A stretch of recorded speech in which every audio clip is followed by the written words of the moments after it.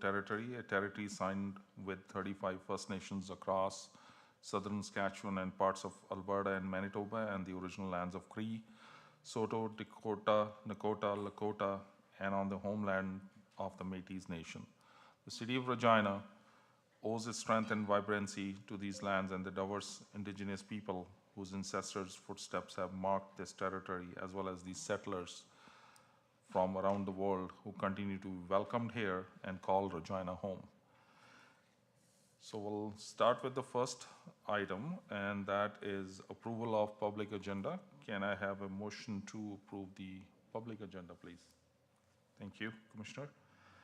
And next is the approval of the minutes. Can I have the motion to approve the minutes from the meeting held in May 2024? Thank you, Tanner. Any errors or omissions? Hearing none, seeing none.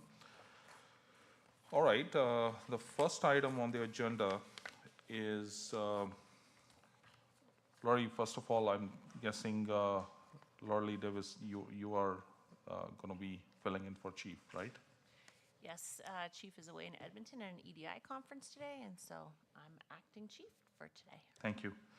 I know we have, the first is the communication from the Mobius benefits team, and so I'm going to ask that Deputy Chief, you introduce the first report, PO 24-17, please. I believe this is a board communication, and so I think we'll just turn it over to Colin Lowenberger to bring forward the Mobius report.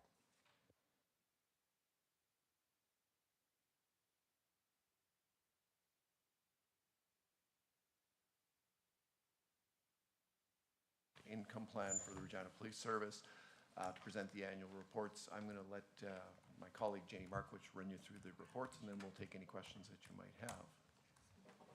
Thank you. Sorry, Colin. Okay, so I'm going to go make a few highlights on the report. I won't go through page by page, but I'll touch on a few highlights, and then we'll open up for questions. So, okay, so highlights are included on pages 4 and 5 of the annual report. We have assets at the end of the year of $310.2 million at the end of 2023. Liabilities at the end of the year were $367.7 million. This leaves a deficit of $57.5 million and a funding status of 84.3 at year end. So just to stop here for a minute, so the deficit and the funding status, these reflect the financial statement amounts. These don't impact contributions.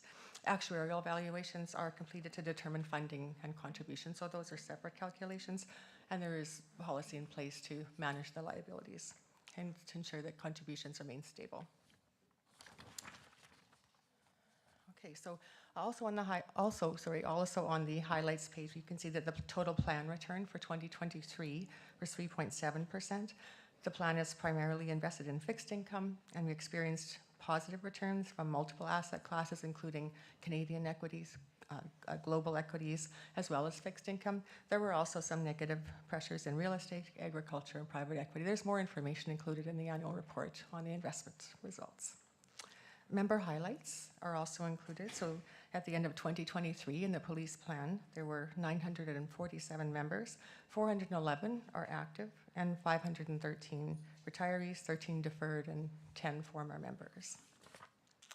A few other highlights that were included in the key message from the chair was that a responsible investment framework was approved in 2023, which outlines the board's beliefs and commitments and approach to responsible investments. Just wanted to point that out.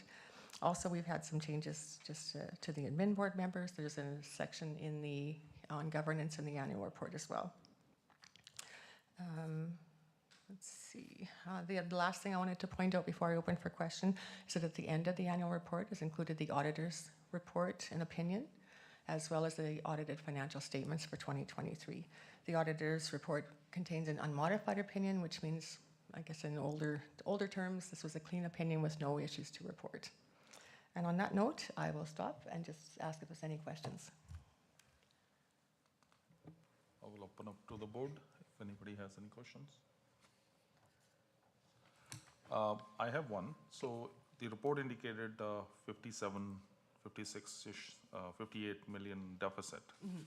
What's the risk management strategy on that? Yeah, so when this plan was closed, there was, part of the deal with the Financial Services Commission was to significantly de-risk the plan. And then further to that, discussions with the Board of Police Commissioners and the staff at the time. So there was a risk reduction strategy that was put in place to reduce the probability of a new deficit by about 40% from what it had been. So today, if you went through the portfolio that's there, the portfolio, the probability of a new deficit or a change to the contribution rates is down to it's about 6% over a 10-year period. The investment strategy is the primary trigger or the primary tool that's used to manage risk in this plan. And the biggest piece of it is that most of the investments are designed to mimic the liabilities. So if there's movement in the actuarial liabilities, we expect the investments to move parallel to them, and so we don't expect new deficits in this plan going forward. There will be a report later in the year specifically on this, but I think it's going to be done in the fall now.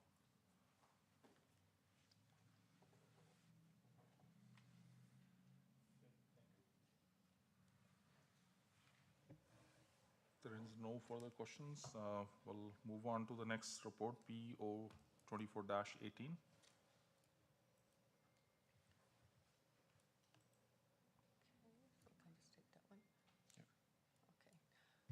Okay, and so this is the annual report for the Target Retirement Income Plan. I'll take the same approach. I'll just highlight some key points and open for questions again. So this plan started about almost exactly 10 years ago. It's 10 years old now. This is a little bit of a different plan, so it's more of a hybrid. It's between a defined benefit and a defined contribution. So like a defined benefit plan, benefits are based on a formula that takes into account the member's earnings and length of service. And this plan, though, is financed by both member and commission contributions, as well as the investment earnings. And however, though, like a defined contribution plan, the actual benefits are dependent on the plan's experience over time. And in the case of the TRIP plan, it is dependent on the affordability ratio, which compares assets to liabilities, and this is based on actuarial calculations. So just a little bit of a background there. So then we'll turn to pages 4 and 5 again of the highlights of this plan. So for this plan, assets totaled $136.5 million at the end of 2023. Liabilities totaled $107.3 million, resulting in a surplus, an accounting surplus of $29.2 million, and the funding status of 127%. So this plan, as I mentioned just briefly a minute ago, includes specific provisions for affordability testing. This is done annually and measures the sustainability of the plan. And what's calculated is an affordability ratio of, for this year, or for 2023, was 1.31, and this landed in the benefit sustainability zone. There's more information on page 12 of the annual report about the affordability ratio. But essentially, it measures the ratio of plan assets to plan liabilities using actuarial standards. And this ratio will determine any required changes in benefits or contributions. There's 3 zones, effectively. There's a benefit enhancement zone, where if the ratio is over 150%, benefits would be looked at. There's a benefit sustainability zone, where the plan has resided for the last 10 years. And this is where the ratio is in between 150%, between 110 and 150%. And then there's another zone, which is the benefit reduction zone, where the ratio would be less than 110%. And again, there's more information on that on page 12. So back to the highlights page 4, the total return for this plan was 8.7 in 2023. I have to highlight here. For the membership for this plan, at the end of the year, there were 765 members, of which 657 were active, 89 retirees and survivors, 12 deferred, and 7 former members. There are, just of interest, there were 411 members in the police plan that were also included in the 657. Also, similar to the police plan, the last part of the annual report includes the auditor's report and the audited financial statements for 2023. And again, there were no audit issues. The auditor issued an unmodified opinion. And I'll stop there and ask for questions. Thank you for the report. Does the board have any questions? All right, well, hearing none, thank you for the report. Could I have a motion to receive and file both communications, please? Okay, thank you. I'll call the question. Is anyone opposed? Carried. Thank you for. Next item on the agenda is the robbery unit, PO 24-19. Deputy Chief Davis, could you please introduce the report? You bet. Good morning. Good morning, members of the commission, members of the public, members of the media, and members of police administration. Happy to have you here on this sunny June day. I think we're all suffering a little bit of effects of the big Oilers loss last night, but hey, the Riders are 3-0, so. So this robbery unit report is one of our ongoing reports in order to inform the public and the board about different units of the police service. The specific robbery unit falls within the investigative services division. As you'll know from last year, robberies were a bit of a pressure point for us at the end of 23, up 31%. And this unit does a lot of work, both proactive and reactively, in relation to those robbery files. So Staff Sergeant Cam Cuffer is here. He is in charge of oversees this unit, and he will present us with this report. Welcome, Cam. Thank you. So the robbery unit is one of 5 dedicated investigative teams in street crimes. Our mandate is to reduce, prevent, and solve robberies in the city of Regina. This mandate falls within the vision of the Regina Police Service to work together and keep Regina safe. The robbery unit consists of a sergeant, a corporal, 2 full-time constables, and a seconded constable. The seconded constable is a 6-month term for a junior member to experience an investigative unit, and we have 2 secondments per year. The robbery unit investigates commercial armed robberies, street robberies, and home invasions. Robbery investigations start with patrol. Patrol members provide the immediate response and safety to the victim. Crucial evidence is gathered at this time. Patrol members are often able to make immediate apprehension of the suspect. If there is no arrest, the robbery unit has a duty to exhaust all investigative avenues to solve the robbery. Investigative techniques used by the robbery unit include interviews, surveillance, evidence gathering, video surveillance review, forensics, and search warrants. Other daily duties of the robbery unit include monitoring robbery offenders living in the community, curfew checks on robbery targets, assisting patrol, investigative services division units, and other police agencies with significant criminal investigations. The robbery unit also will take on serious investigations. Last year, they investigated a fatal house fire and a major business arson. Last year, we had 311 reported robberies in the city of Regina. 128 robberies were cleared by charge. That is a 41% clearance rate. 44 robberies where the victim declined to proceed with the investigation, and 115 robberies had insufficient evidence to proceed. Weapons are regularly used in robberies, and often the victim is injured during the course of the offense. In the 311 robberies, 344 people were victimized by robbery. So that just means that some incidents have multiple victims. 193 had no injury. 140 had minor injury. That would include like a scrape, a bump, or a bruise. And 11 had major injury, which would be like a stab wound or a broken bone. Physical violence or weapon was used 44% of the time. That's 150 of the reported robberies. 84 cases of physical force, like a punch, slap, kick, push to the ground, or 62 cases of a weapon. So that would be like a knife, bear spray, or a bat. And then in 4 cases, we had a firearm used. Few highlights of some good investigations from last year. Video often captures offenses, and officers use the video to try to identify a suspect. A suspect's clothing can be a very unique identifier.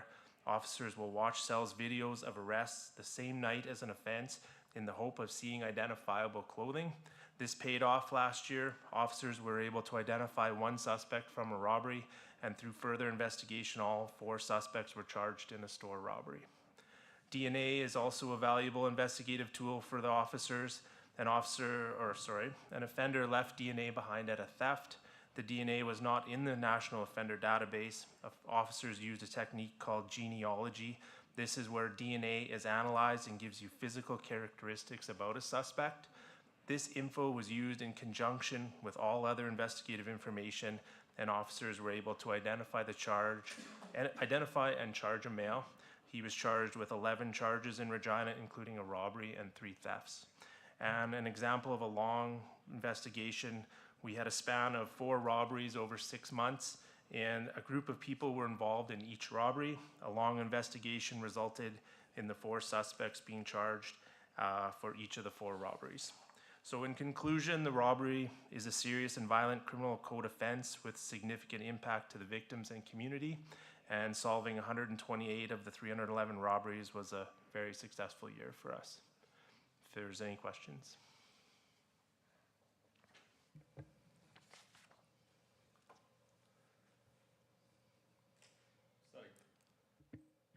Out of curiosity, what are the recidivism rates like?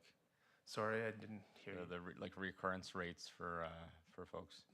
Fairly minimal for Yeah. the most part. Yeah, a robbery really is a crime of opportunity for the most part we see. Perfect, thank you. So what are the different tools or possibilities we can explore to see less of this type of crimes? The biggest thing that we see is the increased members to the front line, the presence, whether it's in the central areas or where there's lots of people out and about, but the increase in marked patrol cars, and we've done redeployment back to the street, which is a big help for us in decreasing those robbery numbers. Would you have any data comparable to the other years, like current year or the year prior? Sorry, I don't have that with me, sorry. Okay. Chair Bither, I can just tell you right now, our robberies are down 15% from 2023. And so our numbers, as Staff Sergeant Kuffner said, was 344 robberies in 23, and in 2022 we had 262. And so, you know, last year we hope was a bit of an anomaly in terms of that bump up, and so we're happy to see that number trending down this year. And I think Staff Sergeant Kuffner is right in terms of increased visibility, really strong investigative follow-up when you can arrest and charge folks for multiple robberies, and then that results in sort of that time away from the community. Keeping the community safe certainly is a benefit. And I know that the aerial support unit, when we get robberies in progress, is a help as well. If we can catch that person at the time, you know, who we can't really detail how many we're preventing, but certainly that's something that has been successful for us as well. All right, thank you. Trina, sorry. Hi, just a quick question. I'm seeing more and more surveillance cameras and cameras in different places. There was a couple of robberies actually this weekend at the Lawson that the video cameras were shown everywhere. Is that something that you're seeing an increase in maybe home ownership getting video cameras, and maybe that's a trend to go leading to maybe less crimes? Just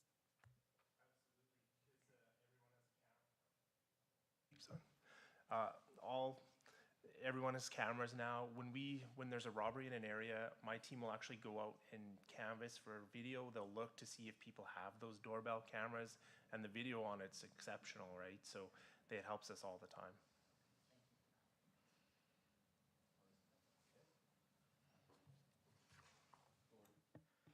Sorry, another question here. What trends are you seeing in terms of robberies? Are these one-time instances, or are these reoccurring instances where they involve the same group of people or different individuals? For the most part, we're seeing them as a crime of opportunity with first-time or individual incidents. But like I spoke to, we did see that one last year where the same group did 4 over the course of 6 months. So there are those that do appear, but for the most part, they're individual incidents, yeah.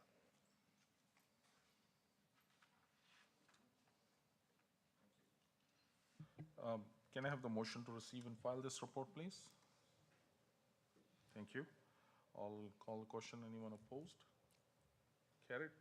Okay, thank you.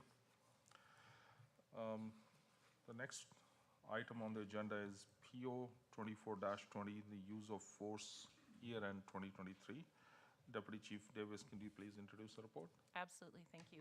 So this report is an annual report that we bring to the public. This reporting is mandated by the Saskatchewan Police Commission, so they receive all of this data.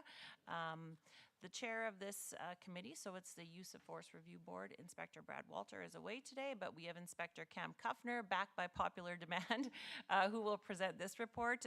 Cam has been a member of our Use of Force Review Board for 12 years, and so he clearly has the background and the knowledge to be able to present this report, so I'll turn it back over to Cam. Thank you. I do have a little bit of a PowerPoint prepared. Like Deputy Chief Davey said, Inspector Walter is the chair of the board. There's 6 other members on the board, all bring different backgrounds and a wide array of knowledge. For example, this year, Constable Kerr is new to the board, but he's the provincial self-defense instructor for the college. The purpose of the board is to review all use of forces and ensure the force adheres to laws, provincial standards, and the RPS policy. I guess I'm not working my PowerPoint very well here, sorry.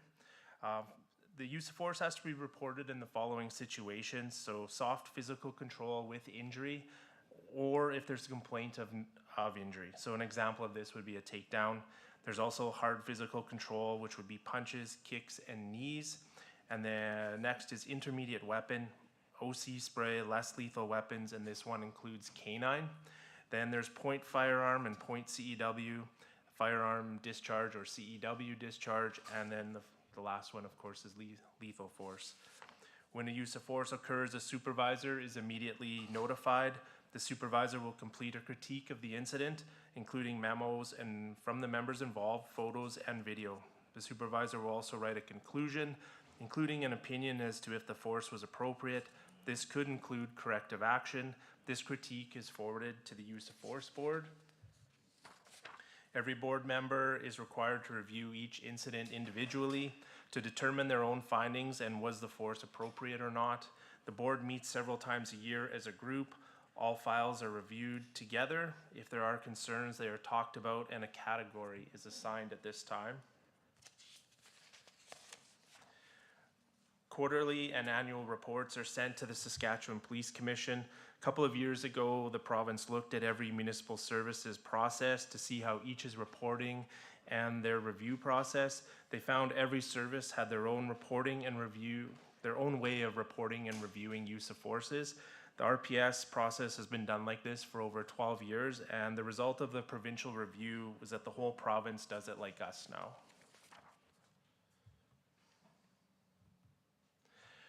There are 4 levels a use of force can be categorized. Level 1 is everything was good, force was appropriate.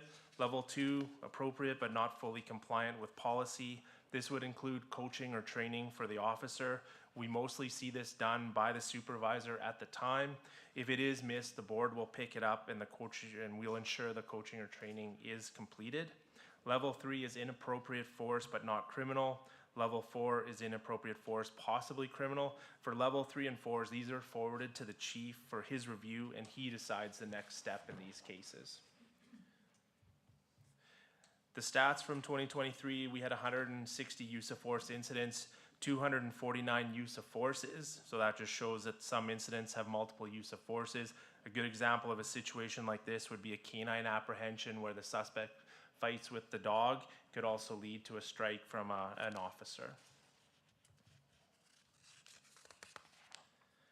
We responded last year to almost 62,000 calls for service, with there being 249 use of forces. So that works out to 0.004% of the calls we respond to result in a use of force. The total categorizations for last year, 232 of the 249 were level 1, 14 level 2s. These show that we're mentoring and growing our officers, and 3 level 3s. This shows that our organization is willing to hold our officers accountable, and we had 0 level 4s. Staff Sergeant DeAndrea and I did corporal and sergeant training in 2021 and 2023. We talked about common issues with supervisor critiques and supervisors ensuring members' memos are detailed enough. Supervisors continue to do a good job with identifying issues and dealing with them before they get to the board. Block training is the annual training week for officers. In 2023, we did a use of force lecture each week. We talked about reporting standards, the importance of accurately reporting, and it was a good refresher for all of our officers. Scenario training was also included in 2022 and 2023 block training. This is hands-on training. Every officer did 10 scenarios this past year. The officers really like this training, and their feedback speaks to how meaningful it is. So these are just 3 good examples of us all approving our officers. Some notable statistics from last year. So these are the canine ones.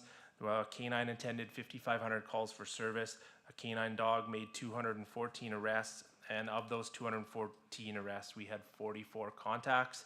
Canine handlers also of note made 212 arrests without the use of their dog. And then a few more statistics. We had 20 tactical team deployments. We had CEW was used 32 times, so it was deployed 11. It was pointed 14 times, and then it had 7 arc displays, and an arc display is where the CEW is not pointed at a person, but it's actually cycled, and so it makes its crackling noise, so it's basically like a warning. So there were 7 of those. There are 18-point firearms, and then there were 62 physical strikes. 39 of them had injury, and 23 had no injury. The key takeaways from last year would be the almost 62,000 calls for service with 249 use of forces. 93% of all use of forces were level 1, and we just show that as a service we continue to coach and train our officers. That's everything. Thank you for the report. Does board have any questions? Go ahead. Thank you. I noticed you skipped over the 0 use of forces for the fourth stage. Yep. And I just want to maybe highlight that a little bit better, because that's pretty impressive that you had 0 of those. Yeah, I don't have the stats in front of me, but over the last few years, they're like maybe 1 a year would be very over high. the last year's.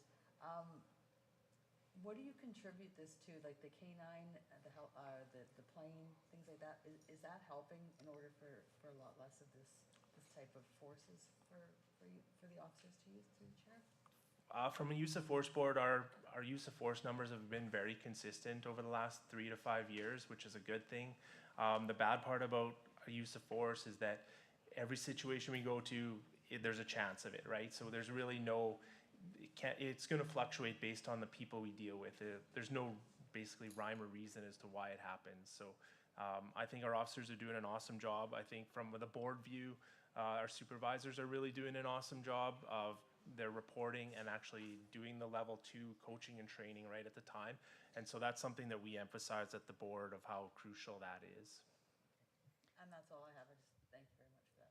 If I may, Counselor, I'll just add in, I know that Cam highlighted the training, and so that hands-on scenario training has really been well received, and we think that that is a really transferable skill to attending calls for service, right? We bring in actually actors for the scenarios, and it's been really well received, but you think about, your training should be similar to what you might face day to day, and so we think that that is a really important win, and that has helped. And as well, de-escalation training has been sprinkled through our block training throughout the past number of years, and so officers know that that is the first step that you need to go to try to, without having to move to a use of force, but sometimes, it's not going to work. So I think the training really is a key piece of that. So just to add to that, this is a continuous training. Am I correct in that? Or? Yeah, so every year our officers go through block training. So it's essentially for 5 days. You have training. It's training that's been mandated by the commission, training that the service deems as important. But yeah, throughout the last number of years, de-escalation is included in all of it. So there's part of it that's included in the classroom portion, and then in the scenario portion, that's incorporated in it as well. Great, thank you. That's all I have. If I could add briefly, the Use of Force Committee also, they play a pivotal role in critical incidents that happen in the city. If you remember about a month ago, there was an officer-involved shooting on Gary Street The serious incident response team, a government team, will come and investigate that event. We'll assign major crime detectives as well to investigate that. And then the use of force committee will actually review that as well. So there's 3 levels of oversight on critical events, and the use of force committee is tied into that as well.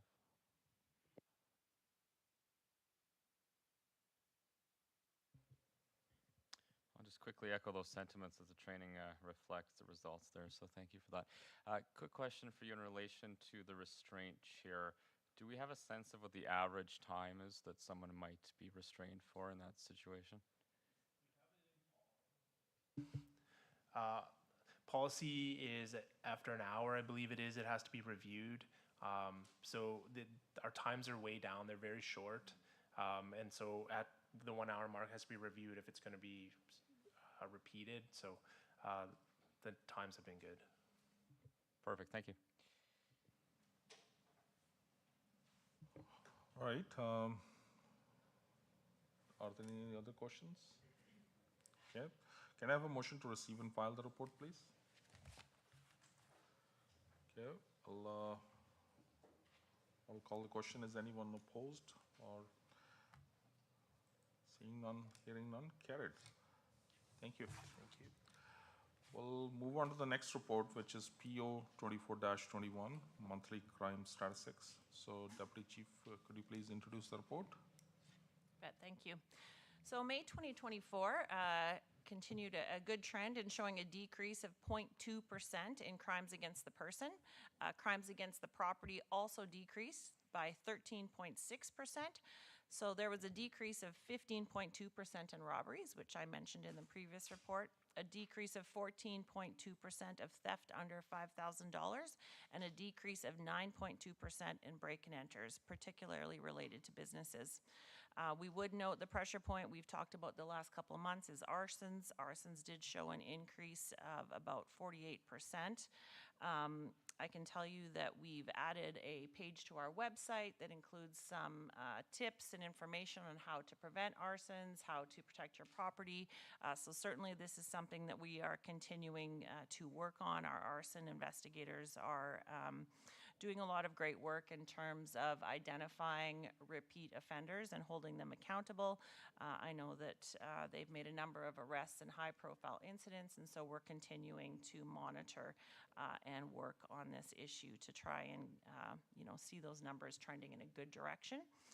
Just a couple of highlights I'll note from May. On May 12th, we had an incident where a male in North Regina was shot, unfortunately died from his injuries. 2 males have been arrested and charged with murder in relation to that instance. Our drug unit continues, our drug investigations really, not just our drug unit, have continued to really, stop those high-level dealers in the city. And so we had 3 separate, large, I would say, seizures in May.